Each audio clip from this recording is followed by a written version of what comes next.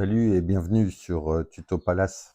Allez, on s'intéresse à nouveau à Ubuntu pour ce 4e épisode. Donc, je te montre un petit peu. Allez, Docker exec -it sur le container UC1 et je lance le process bash. Voilà, je suis dans mon container Ubuntu. Je te montre. Hein. Sur chaque distribution Linux, normalement, tu as un petit fichier qui s'appelle OS Release. OS- ou OS-release. Tu fais un petit cat et donc tu peux voir que tu peux obtenir pas mal d'informations sur la distribution que tu utilises. Donc c'est intéressant hein, parce que vraiment, quand tu veux, quand tu travailles avec plusieurs distributions, éventuellement, et que tu veux être sûr de la distribution sur laquelle tu es, au bout d'un moment, tu as toujours ce petit fichier. Voilà. Alors, sur Ubuntu, avant toute chose, si tu veux installer des utilitaires, des binaires, il faut commencer par mettre ta distribution à jour, notamment les listes. Et la façon de mettre à jour les listes, c'est d'utiliser apt. apt pour Advanced Package Tool. Et en fait, apt, tu fais un apt update et Ubuntu ou Debian, c'est les mêmes commandes. Hein.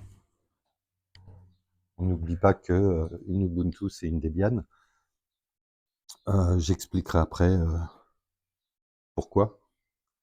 Et, euh, et donc en fait,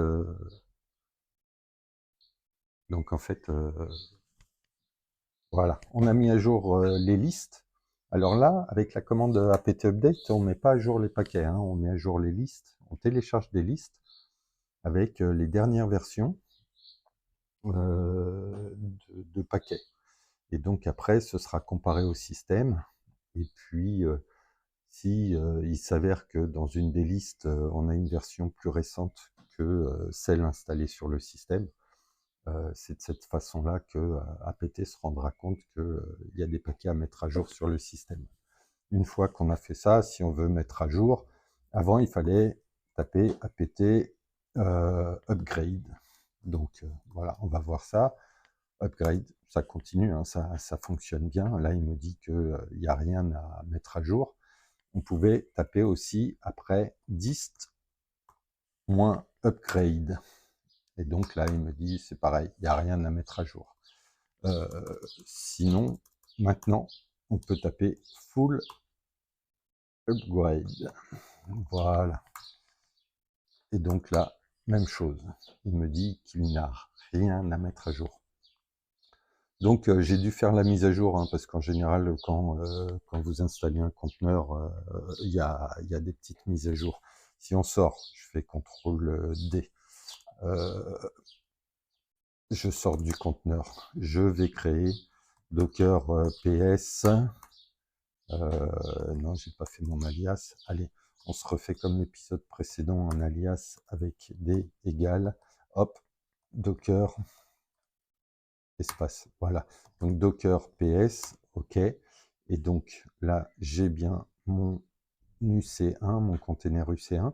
Donc je vais faire un Docker run pour créer avec ITD pour le mode des tâches et lui permettre de fonctionner en arrière-plan. Je vais faire un deuxième conteneur et je vais l'appeler UC2 et je vais lui dire que je le veux avec l'image Ubuntu. Donc voilà.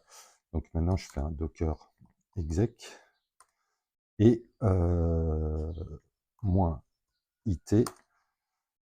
Je me connecte sur UC2 et je lance un process bash. Voilà. Donc là, si je fais un cat etc OS release, on voit bien que je suis toujours sur un container Ubuntu.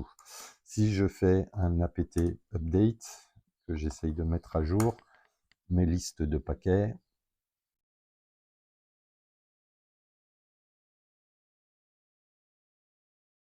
Bon, il met à jour mes listes de paquets. Normalement, c'est très rapide, hein, si tu as une bonne connexion. Voilà. Si ensuite, on avait vu qu'on pouvait taper. Auparavant, on tapait upgrade et puis on tapait dist upgrade. On peut au passage, si tu veux, multiplier les commandes sur la même ligne avec des et. Voilà, le petit et commercial. Donc on le double. Et donc là, je peux taper apt upgrade, je peux taper apt dist upgrade. Donc avant, on tapait ces deux commandes. On pouvait même taper ensuite apt clean et apt auto remove. Voilà. Et donc, voilà, je peux taper tout ça, par exemple. Hop. Et là, il me dit qu'il n'y a rien à mettre à jour. D'accord? Donc, mon image est à jour. OK. Bon. Donc, tout est à jour. Maintenant, on fait un apt full. Alors, ce qui est intéressant, c'est que je peux faire un alias. Par exemple, je fais un alias mise à jour. Et puis, dedans, je décide que je vais faire un apt update et un apt full upgrade. Voilà.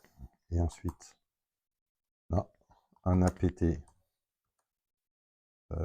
clean et un apt auto remove.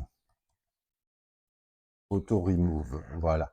Donc ça semble être des lignes à rallonge, hein, de toute façon, et puis ça ne fait pas que sembler, c'est des lignes à rallonge, mais pour le coup, après, si on se fait des alias comme ça, j'ai plus qu'à taper mise à jour, et puis tout va se faire automatiquement. Donc voilà, une façon de transformer les lignes de commande longues comme le bras en quelques caractères. Voilà.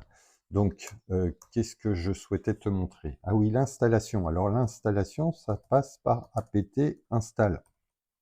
Par exemple, je te montre, je suis sur une distribution embarquée. Je n'ai pas tous mes outils.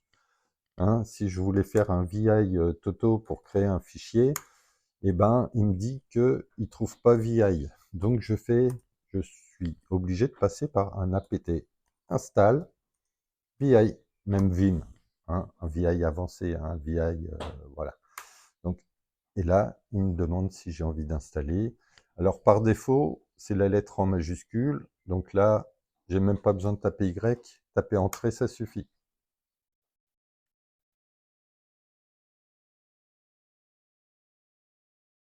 Et du coup, là, je vais pouvoir taper ensuite, utiliser Vim ou VI. Alors oui, le premier, à la première mise à jour, souvent, hein, il peut te demander effectivement pour les locales. Donc, tu lui dis 8. Pour Europe, tu lui dis 37 pour, pour Paris, hein, il me semble. Hein, 37, oui, 37 Paris.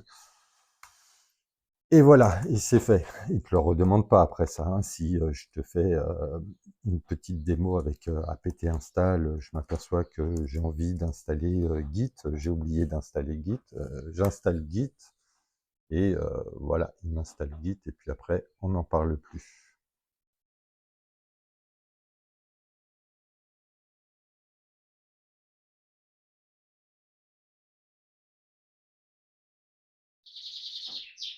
Voilà, donc on va continuer à voir l'arborescence, on va continuer à voir progressivement les petites commandes Ubuntu de gestion de paquets, d'installation sur les vidéos, puisqu'en fait, comme on est sur une distribution embarquée, hein, une image qui fait 100 mégas, on est loin de disposer de tous nos outils, mais on verra, à chaque fois qu'on aura besoin d'un outil, ben, on l'installera, Et on verra aussi tous les fichiers de configuration. Donc, je te rappelle, les fichiers de configuration, hein, c'est le répertoire ETC. Tous les fichiers de configuration sont dans le répertoire ETC. Et on en verra un paquet hein, lorsqu'on aura tout vu, enfin lorsqu'on aura vu un bon nombre de fichiers de configuration, euh, tu te sentiras beaucoup plus à l'aise avec le système. Voilà, avec un système Linux. Bon, on va s'arrêter là et puis je te dis salut et à bientôt sur Tuto Palace. Ciao.